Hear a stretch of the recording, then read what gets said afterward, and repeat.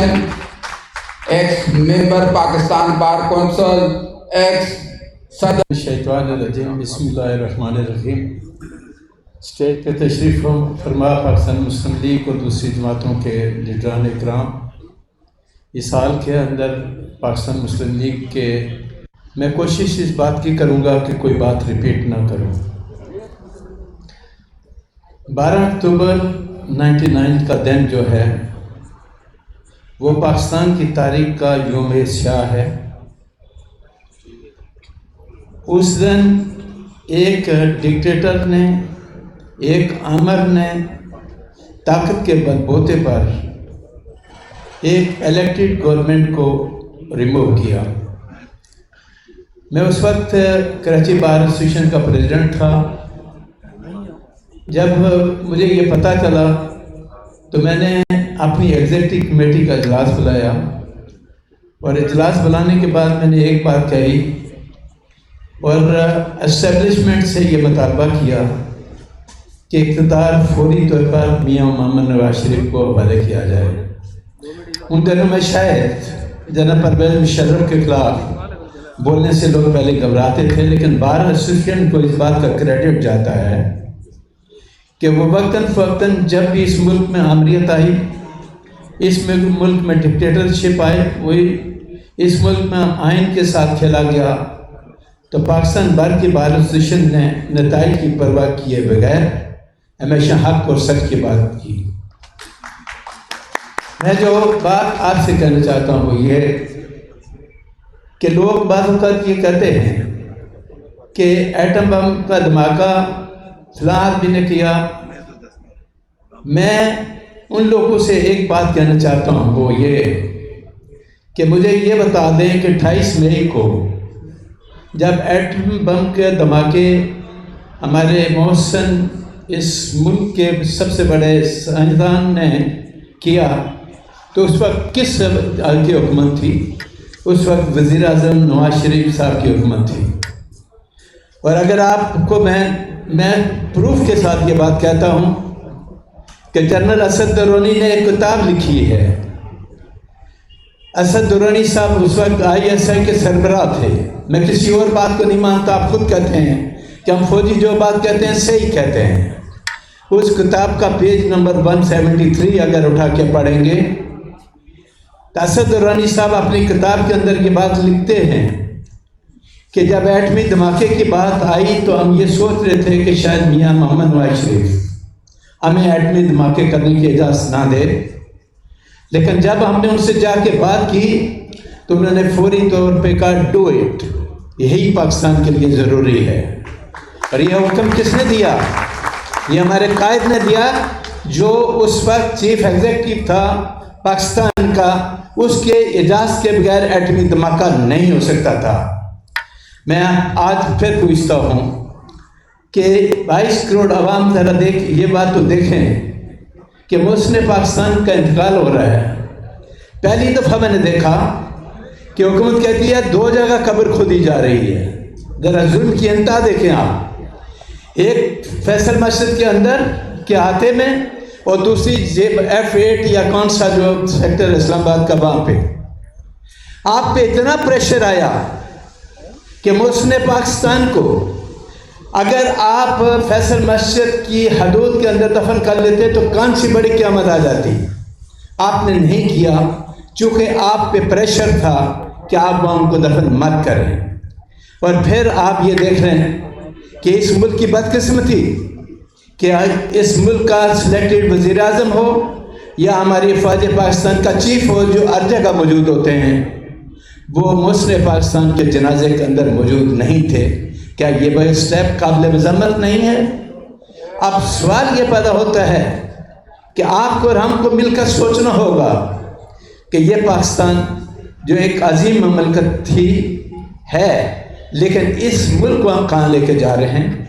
मेरे अपने नुक्ता नज़र के मुताबिक इस मुल्क को तबाही और बर्बादी की तरफ ले जाने में एस्टेब्लिशमेंट का सबसे बड़ा हाथ है। और लोग एस्टेब्लिशमेंट की बात करते हैं, मैं तो ये कहता हूँ कि इस मुल्क की तबाही और बर्बादी में हमारी अदलिया भी शामिल है। ये लोग बात करते हुए घबराते हैं, मैं ये बात ओपनली कहता हूँ। میں عدلیہ کا نام اس لیے دیتا ہوں کہ ایک سیمینار تھا اسلام آباد میں، جیسے ثاقب نثار صاحب پریزائڈ کر رہے تھے.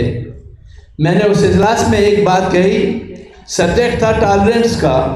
تو میں نے اپنی تقریر میں یہی بات کہی کہ آنریبل سپریم کورٹ نے وقتاً فوقتاً جب بھی اس ملک میں مارشل لا آیا، اس کو قانونی تحفظ کس نے دیا؟ ہماری عدالتوں نے دیا. اگر ہماری عدالتیں ایک بھی مارشل لا کو غیر قانونی ڈکلیئر کر دیتی تو شاید یہ اسٹیبلشمنٹ جو وقتاً فوقتاً آج طاقت کے بلبوتے پر اقتدار میں آتے ہیں کبھی نہیں آتے. لیکن یہ صورتحال اپنی جگہ پہ موجود ہے. آج ملک کے حالات کو دیکھیں، ذرا غور سے دیکھیں. میں مہنگائی کی بات نہیں کرتا، میں یہ بات نہیں کرتا کہ ہم کس طرف جا رہے ہیں. میں تو یہ بات کرتا ہوں کہ اس ملک کی تباہی و بربادی کے ذمہ دار اسٹیبلشمنٹ، عدلیہ کے علاوہ باقی لوگ ہیں. سیاستدانوں کو صرف برا بلا کہا جاتا ہے، کیونکہ میرے نزدیک سیاستدان جب بھی حکومت میں آتے ہیں ان کو حکومت تو ملتی ہے، اقتدار نہیں ملتا. اقتدار انہی طاقتور لوگوں کے پاس ہوتا ہے جو وقتاً فوقتاً اس ملک کا بڑا غر کرتے ہیں. ان لوگوں کو روکنا آپ کی اور میری ذمہ داری ہے. وہ اس لیے میں یہ بات کرتا ہوں کہ قانون اور جس دستور کی آئین کی بات ندیم قریشی صاحب نے کی، اس میں ہماری افواج پاکستان سے تعلق رکھنے والے جو لوگ ہیں ان کے حلف کو ایک دفعہ اٹھا کے پڑھ لیں. اس میں کلیئر کٹ لکھا ہے کہ افواج پاکستان سے تعلق رکھنے والے لوگوں کے لیے سیاست پہ بات کرنا سختی سے منع ہے. سب سے زیادہ سیاست وہی کرتے ہیں اور اپنے حلف سے غداری بھی وہی لوگ کرتے ہیں. تو ان حالات میں جب آپ اس طرح کی بات کریں گے تو ملک تباہی کی طرف نہیں جائے گا، بربادی کی طرف نہیں جائے گا تو کہاں جائے گا؟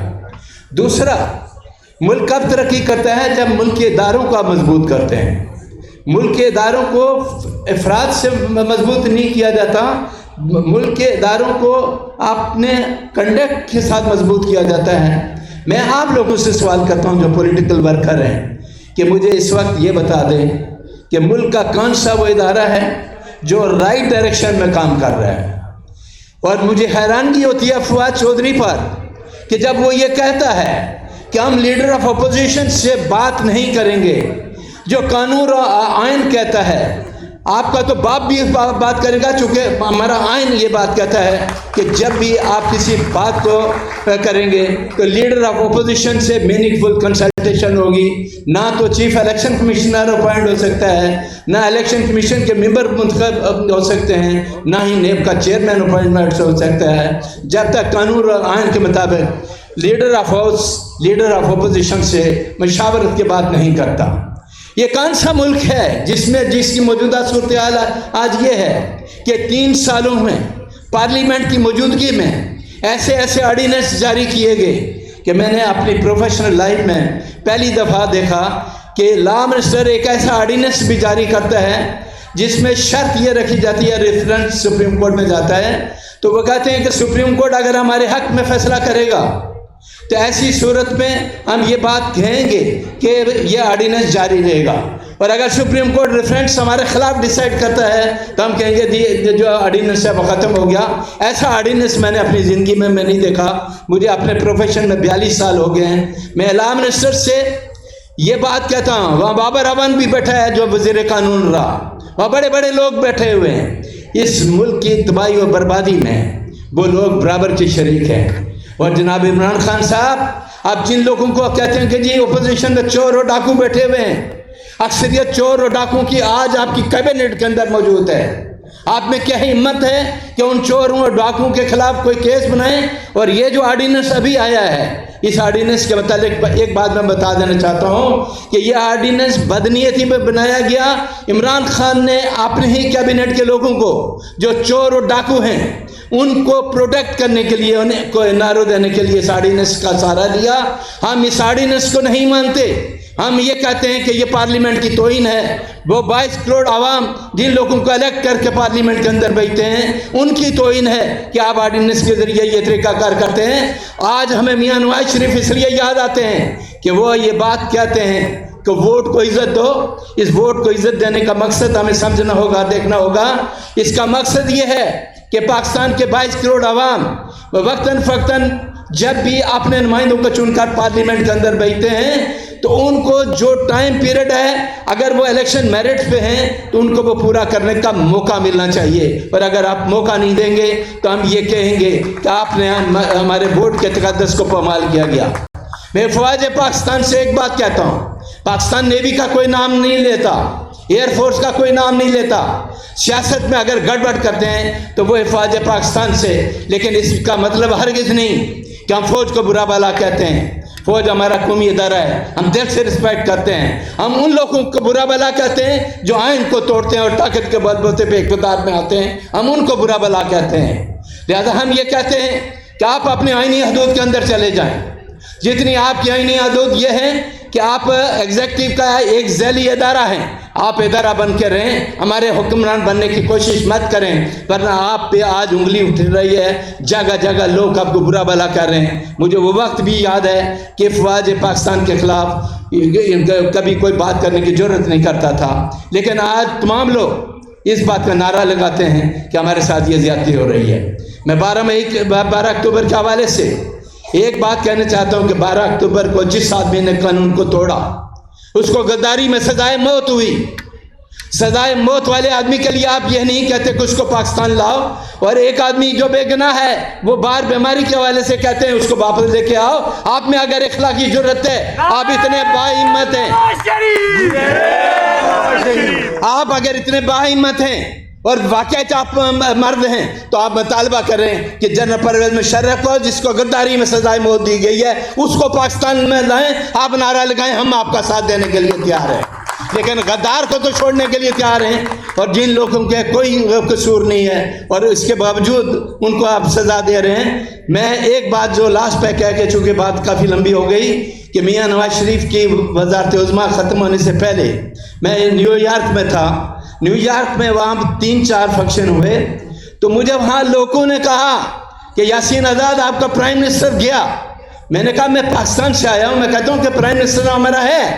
انہوں نے کہا آپ کے پرائم منسٹر ایک ہی صورت میں پرائم منسٹر رہ سکتا ہے کہ اگر آپ سی پیک کے منصوبے کو روک دیں۔